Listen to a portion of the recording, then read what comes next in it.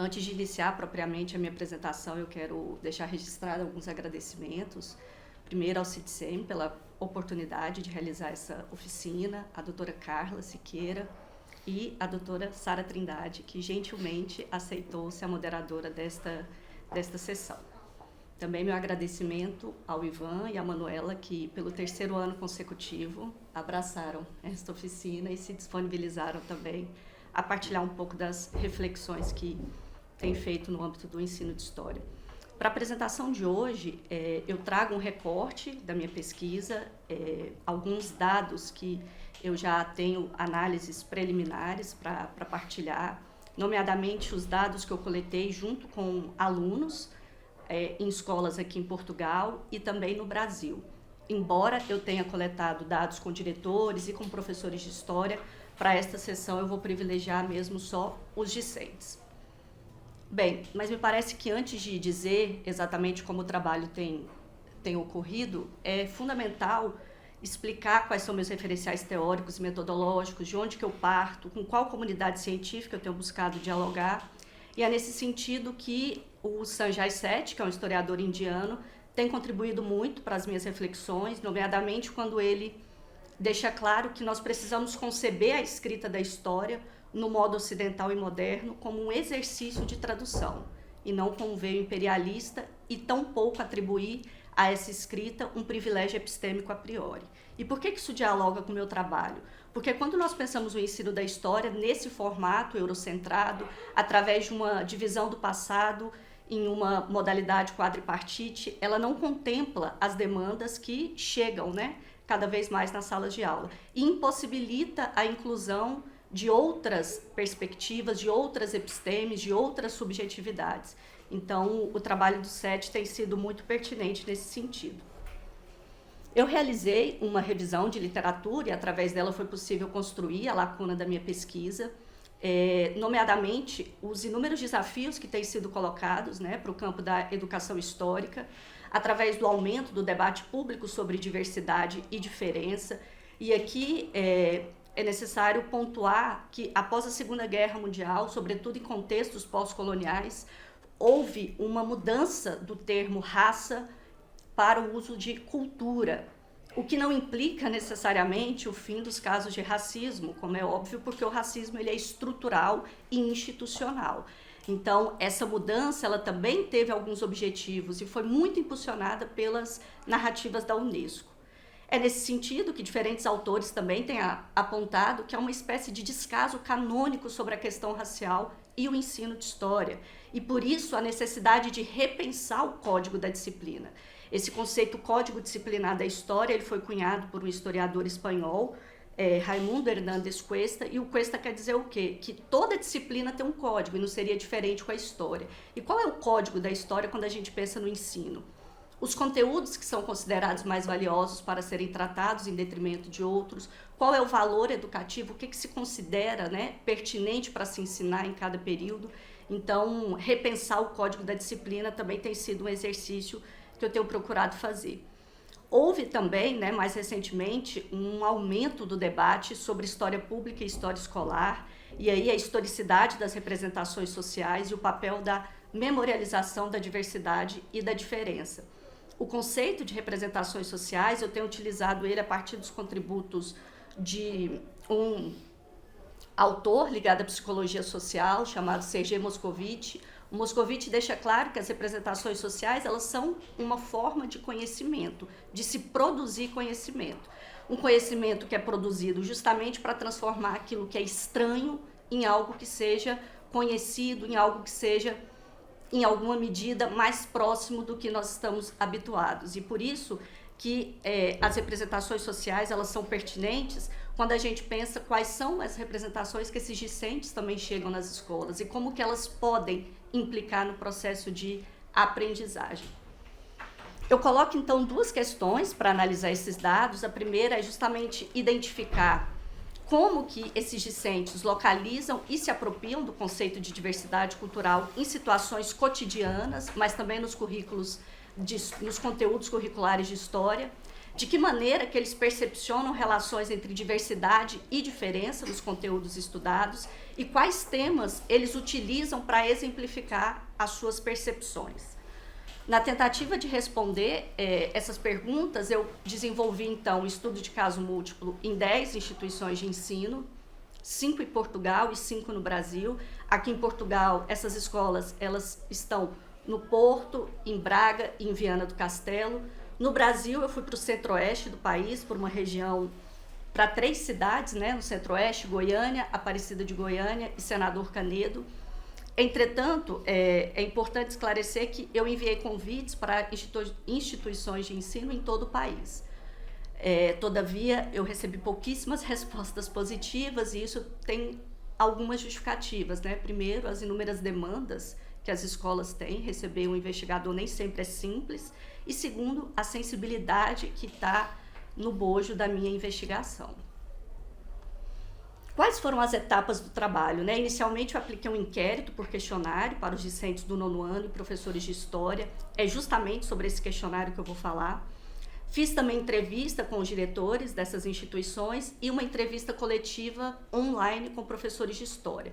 Essa entrevista ela teve que acontecer porque depois de analisar todos os dados dos questionários dos docentes, eu acabei identificando lacunas. Então, eu propus essa entrevista coletiva para tentar reduzir e entender alguns aspectos que o questionário não foi suficiente.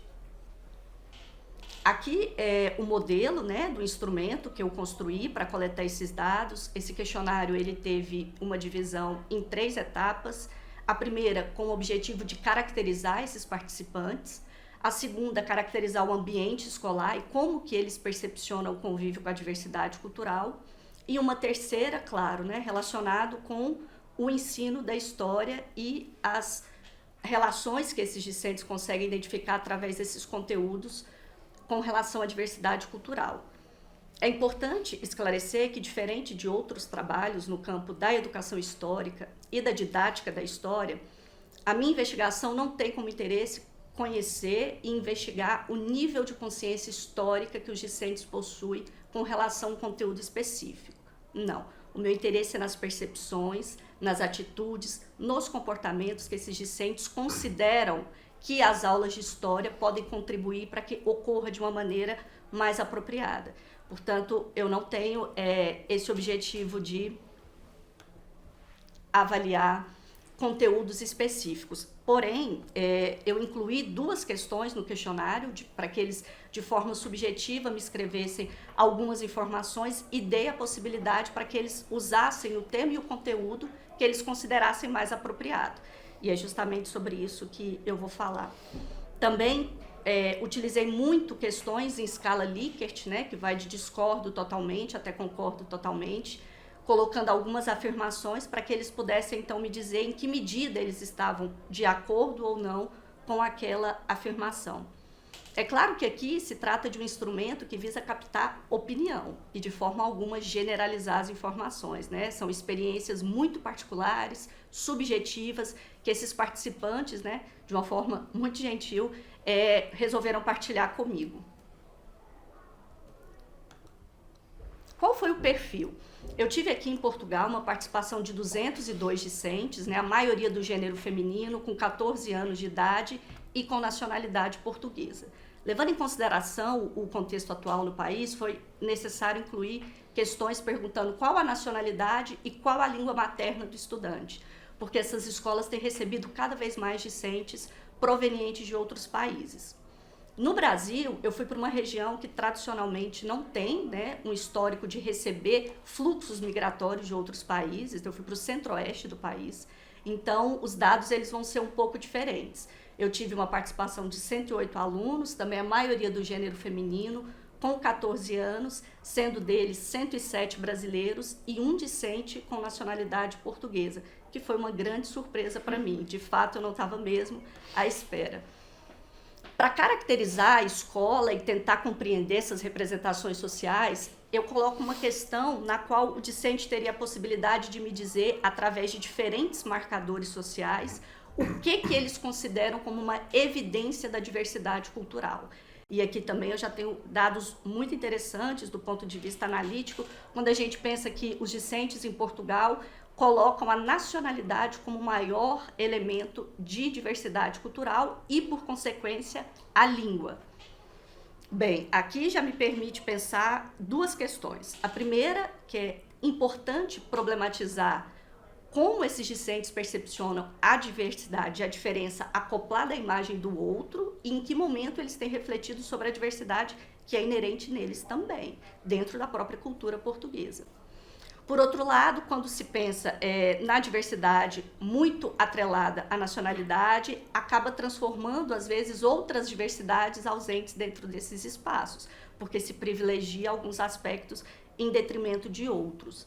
No Brasil, de uma forma um pouco diferente, os discentes assinalam o marcador racial como uma maior evidência da diversidade na escola, a religiosidade e as diferenças socioeconômicas.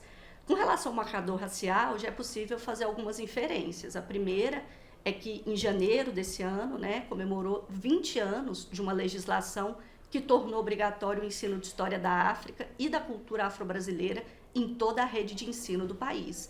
Isso pode ser o reflexo de uma discussão e de um debate público que vem no bojo também de outras políticas de ações afirmativas, como as cotas raciais e depois as cotas sociais. A religiosidade também, pensando na história recente do país, inúmeros casos de intolerância religiosa dentro e fora da escola, então isso também pode, de alguma maneira, ter contribuído para essas percepções. Como que as questões em escala Likert elas estão sendo analisadas, Eu trago aqui uma para ilustrar, esses dados são dos participantes no Brasil, e eu chamo a atenção para a última afirmação.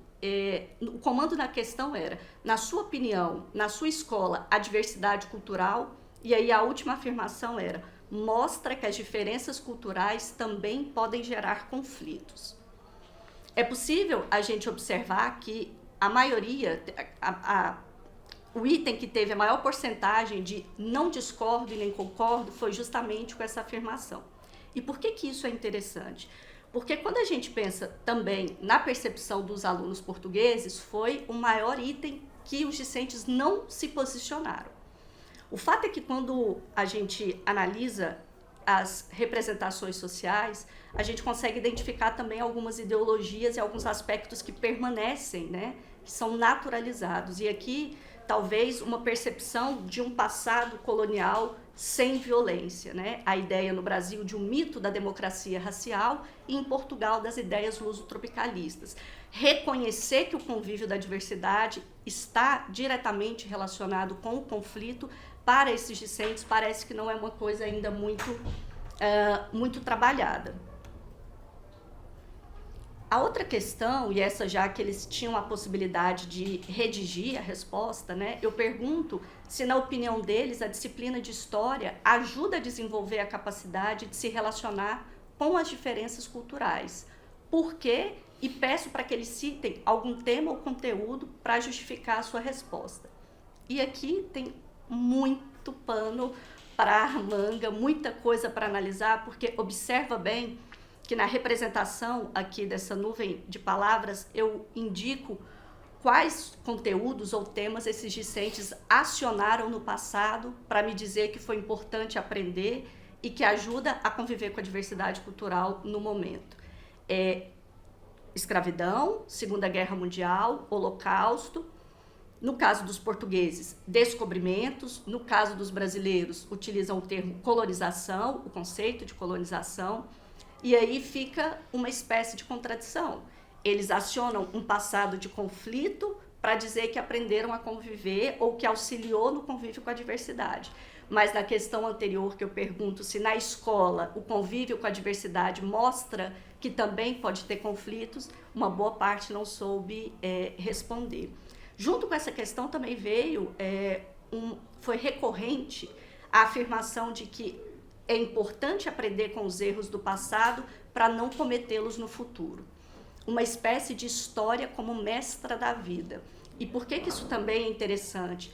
Porque em que medida aprender com o passado vai me impedir de cometer esses erros no futuro? Como que esse conhecimento, ele de fato é capaz de mudar comportamentos, E aqui, pensando principalmente, eu vou ler rapidamente alguns exemplos, só para perceber como que eles utilizam esses conteúdos. O primeiro participante, né, abre aspas, acho que pelo assunto escravidão de negros no Brasil, mostra que negros naquela época não eram valorizados como hoje, fecha aspas. Então, para esse participante, foi importante estudar esse conteúdo para aprender justamente como, então, lidar com as diferenças culturais. O último participante diz o seguinte: assim conhecemos algumas tradições e costumes desses povos. Por exemplo, nos descobrimentos, descobrimos os costumes dos brasileiros, africanos e um pouco da sua cultura. Fecha aspas. Aqui é necessário problematizar uma compreensão, né, uma percepção dos descobrimentos enquanto algo que também gerou esse convívio, mas não de uma forma violenta. Uma percepção de que os descobrimentos foi, então, essa possibilidade entre diferentes grupos, né, socioculturais, de um convívio sem violência. O que é possível, então, muito preliminarmente, já identificar através dessas respostas, né? Primeiro, é uma clara necessidade de historicizar as convenções sobre o passado colonial, né? E essa herança de fuga do conflito. Isso é uma coisa que tem ficado muito evidente também no discurso dos professores, dos diretores. Há uma notória dificuldade em reconhecer que os conflitos existem, né? E esses conflitos, eles potencializam o convívio. Porque quando não tem conflito, algumas coisas podem estar em jogo. O primeiro é anular essa presença, ou o segundo é excluir. Porque quando essa presença é reconhecida, quando essa diferença é reconhecida, é muito provável que, de fato, os conflitos venham a acontecer. História como mestra da vida é importante, mas ela é importante quando a gente assume um compromisso ético e político no ensino de história, para se problematizar o presente, esse presente de discriminação, de racismo, de xenofobia. Então, só acionar o passado com a ideia de que não vai cometer erro no futuro, parece que também não seja o suficiente. E, é claro, isso tudo acaba levando à necessidade de se tensionar o cânone, né? De desnaturalizar o modo como opressões interseccionais são organizadas. E aqui eu utilizo, né, como referência o trabalho da Patricia Hill Collins. Essas opressões, elas são interseccionais porque elas implicam em raça, gênero, classe, orientação sexual, ou seja, todos esses aspectos, eles precisam fazer parte desse ensino de história, né? Esses discentes, eles precisam ter contato com esses marcadores sociais de uma forma não apenas em busca de um convívio harmônico, né? De um convívio através da tolerância, mas de um convívio que seja pautado no respeito e no reconhecimento da importância que essas diferenças têm para o próprio aprendizado, né? A possibilidade de se aprender novas perspectivas, novas leituras sobre o passado, não com o objetivo de excluir algumas para incluir outras, mas no sentido de que compreender, né, desnaturalizar a ação do homem no tempo, exige sim, né, reconhecer os conflitos que diariamente a gente acaba sendo contingenciados dentro e fora das escolas. Deixo aqui algumas referências e me coloco à disposição para depois esclarecer e dialogar mais sobre a pesquisa. Muito obrigada.